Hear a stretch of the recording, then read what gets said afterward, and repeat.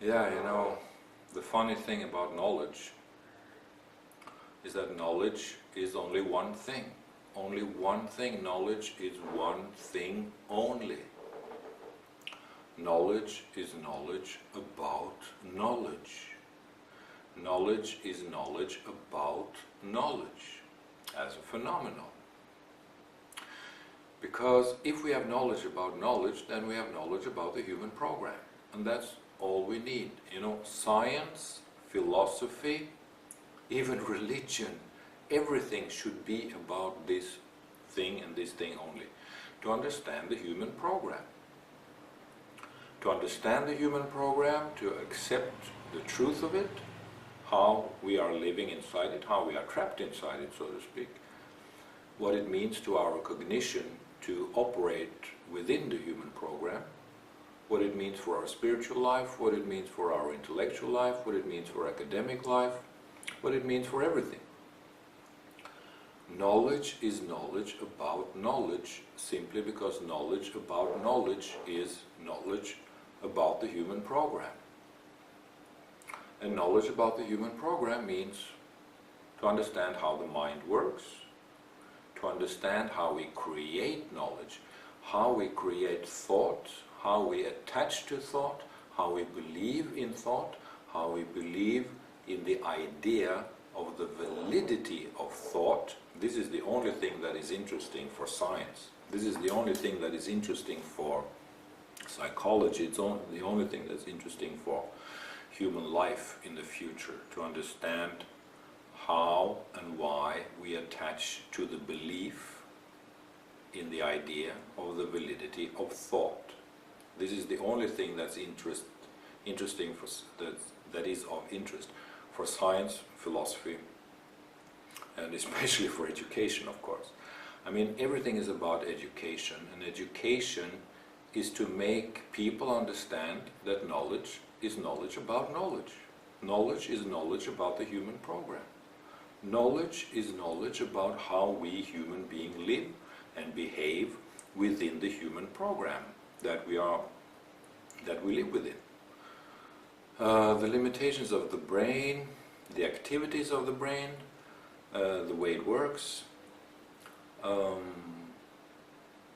what language means for our thought, what the limitations of language mean for our thought. If there are limitations, what kind of limitations are there? And basically there is not much difference between thought and language, because thought is language, language is thought. Language is the idea about language. Language is the thought that we have to make in order to organize ourselves in the world conceptually, in a conceptual fashion. And we as human beings cannot live without the conceptual aspect, because we need to build religions, politics, society, hospitals, welfare systems, taxation, border control, everything. We need thinking, so we need language, and that's why we invented language. We invented language because we need thinking. Noam Chomsky thinks that maybe this is something that is genetically, so to speak, a part of the human inner architecture. And that's of course very possible, but it really doesn't matter. It has no interest at all whether it is or not. At this stage, what matters is that people have to understand what knowledge is, and knowledge is knowledge about knowledge. Knowledge is knowledge about knowledge, because knowledge about knowledge is knowledge about the human program. How the mind works, how we go from perception to conception, how we go from impression to ideas. And every idea is an interpretation or a prejudice or, a judgment. It's a language game, Wittgenstein started the reflection basically in modern time about the language game. And of course we all live within language game. And in my opinion, every thought, every idea is a language game. Every thought is a language game, and we live inside these language games. Sometimes they are very beneficial and seems very appropriate because they correspond to the right things in our societies. Everything is fine. But we have to understand the nature of thought. The nature of thought cannot be understood if we don't understand the nature of language, which we ourselves have created at some point in time, most likely if it was not delivered to us by some Santa Claus. But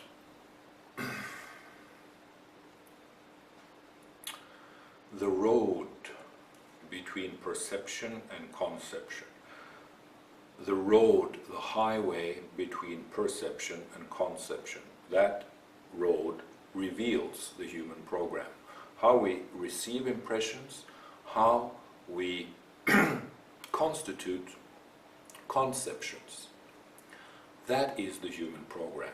How we receive impressions, how we constitute conceptions, and how we believe in them, how we attach to the idea of the validity of them. That is the human program.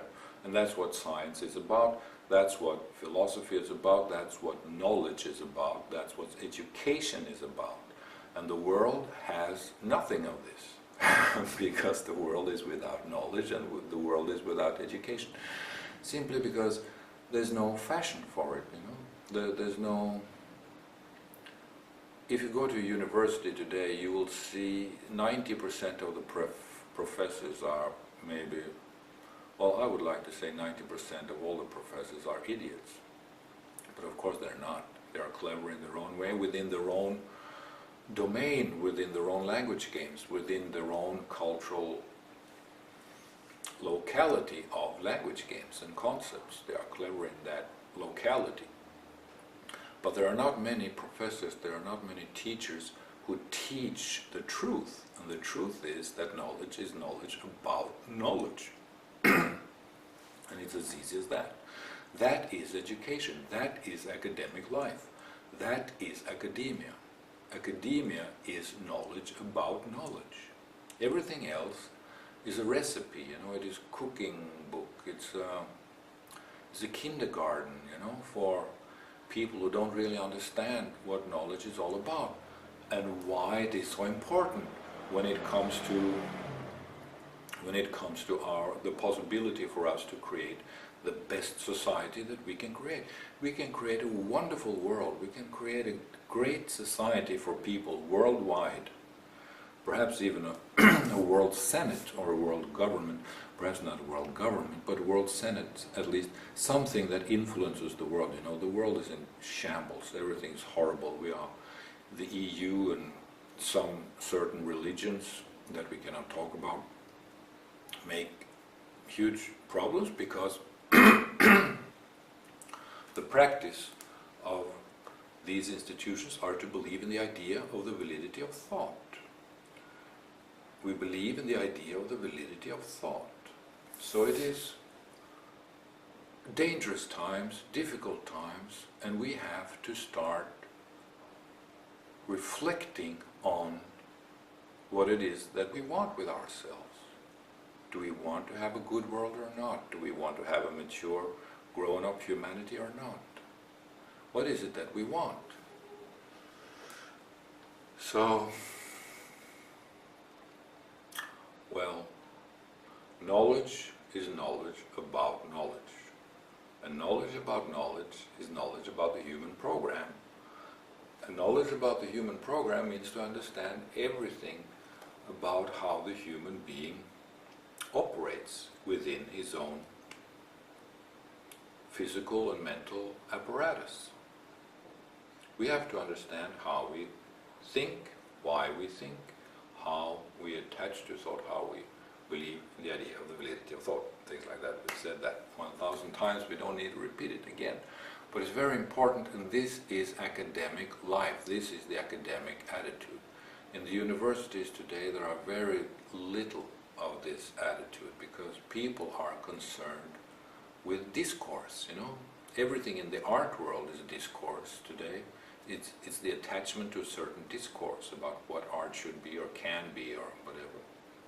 And academia, academic life is the same thing. It's a discourse about what is academic life. Academic life is a discourse on what is appropriate for academic life, which means that the limitations are so obvious. We need more spiritual influences, we need more open, honest reflections about anything, because we need to remove superstition. We need to remove superstition from life. If we remove superstition, the world will appear, the truth will appear, the human being will appear. If we remove superstition, and prejudice of course, but especially if we just remove superstition, which is a part, superstition is a part of the human makeup. Superstition is a part of the human program. It's natural for us to stay inside that superstition. Because we make our own concepts, we create our own mental world. Right? So that's just how it is. If we remove superstition by the way of achieving knowledge about knowledge, if we remove superstition by achieving knowledge about ourselves, if we remove superstition by achieving complete knowledge about the human program, then we can become scientific, religious, and whatever we want. Because then we have knowledge, then we know what to do, and we can organize our world in a wonderful way, in the best way, in the appropriate way. Now we live in a kindergarten, we live in a mess, and that is because we are controlled by people who are simply not good enough, you know. But we give them, we grant them the power to rule, because we're stupid, and because that's how the movie works in this century, right? That's how the drama unfolds in this century. But we need to make better ideas. We need to make a much better world than what we have, because the culture is the problem. So we have to improve the culture. In this world you have nature and you have culture. Nature is not a problem because it's just the way it is. We just have to accept that, make the best of it. And then we have culture. Have we made the best of that? No. We're still in a kindergarten culture, and we need to improve ourselves, and we need to improve the knowledge about knowledge itself. We need to improve ourselves by understanding the human program and by agreeing on certain appropriate concepts for developing and sustaining and liberating and redeeming a good world, a much better world than we have today.